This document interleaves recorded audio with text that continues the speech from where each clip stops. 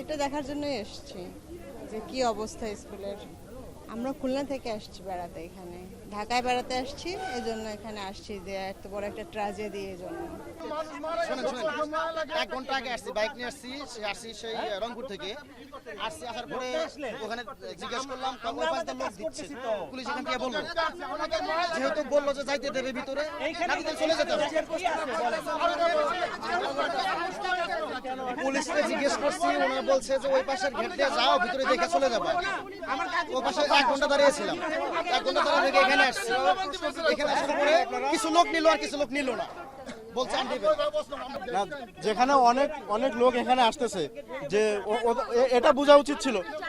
আমি বলতেছি এখানে বোঝা উচিত ছিল এটা, যে আমি এটা খুলে দিলে সবাই ঢোকার জন্য চেষ্টা করবে। মানে বাংলাদেশে এরকম কোনো একটা দুর্ঘটনা হয়নি যেটা মানুষ জানে না। মানে এরকম দুর্ঘটনা হয়নি, প্রথম অ্যাট ফার্স্ট হয়েছে।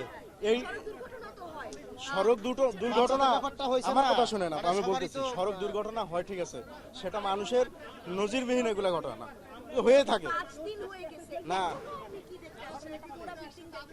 আমরা তো 5 দিন পর আসছি, আমরা তো ভিড় করার জন্য আসি না। আমরা এটা বুঝতে পারি নাই যে ভিড় হয়েছে।